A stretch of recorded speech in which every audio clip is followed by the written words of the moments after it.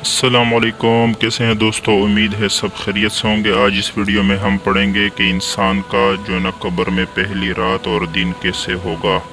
حضرت علی کی خدمت میں ایک شخص حاضر ہوا اور پوچھنے لگا کہ اے امام علی، قبر میں انسان کی پہلی رات کیسے گزرے گی؟ تو حضرت علی نے فرمایا کہ میں نے اللہ کے رسول صلی اللہ علیہ وآلہ وسلم سے سنا کہ انسان کی سب سے مشکل رات قبر کی پہلی رات ہوتی ہے۔ حضور اکرم صلی اللہ علیہ وآلہ وسلم نے فرمایا، لوگ اپنی موت کو یاد کیا کرو۔ قبر ہر دن اپنے مردوں سے اعلان کرتی ہے کہ میں غربت اور تنہائی کا گھر ہوں، کیڑے مکوڑوں کا گھر ہوں، مٹی کا ڈھیر ہوں۔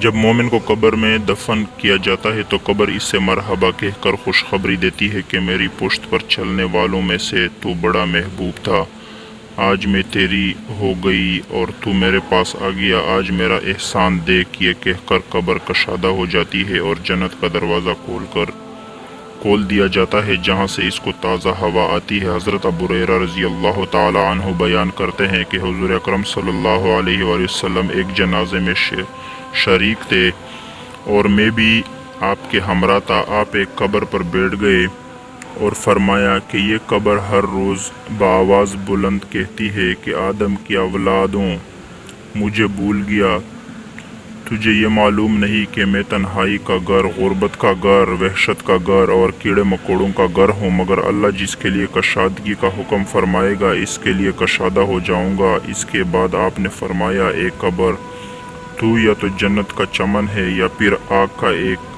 تندور۔ حضور صلی اللہ علیہ وآلہ وسلم نے فرمایا کہ مردہ جب قبر میں رکھ دیا جاتا ہے تو قبر اس سے کہتی ہے، اے ابن آدم، تو ہلاک ہو، تجھے کس چیز نے مجھ سے دور رکھا؟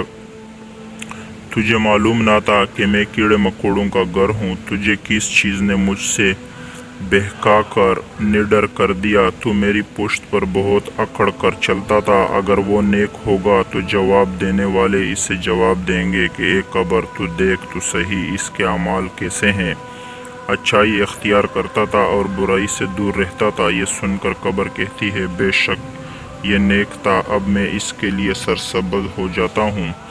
مردے کا جسم اس وقت منور ہو جاتا ہے اور اس کی روح اللہ تعالیٰ کی طرف بھیج دی جاتی ہے۔ حضرت عبداللہ رضی اللہ تعالی عنہ سے روایت ہے کہ حضور اکرم صلی اللہ علیہ وآلہ وسلم نے فرمایا کہ مردہ قبر میں پیشتا ہے اور ان لوگوں کے گھروں کی آواز بھی سنتا ہے اور اس کے ساتھ جنازے میں گئے ہوں۔ مردے سے اس کی قبر کہتی ہے کہ اے ابن آدم، تیری ہلاکت ہو، تو نے میری تنگی، بدبو اور کیڑے مکوڑوں کا خوف نہیں کیا، اس لیے تو نے ان چیزوں سے بچنے کے لیے تیاری نہیں کی۔ بدعمال مردے سے قبر کہتی ہے کہ تو نے میری تاریکی، میری وحشت، میری تنہائی اور تنگی، میرا غم تجھے یاد نہیں رہا۔ اس کے بعد قبر اس کو جکڑ لیتی ہے اور فرشتے اس کو ہتھوڑوں سے ایسے مارتے ہیں کہ اس کی پسلیاں ادھر کی ادھر ہو جاتی ہے۔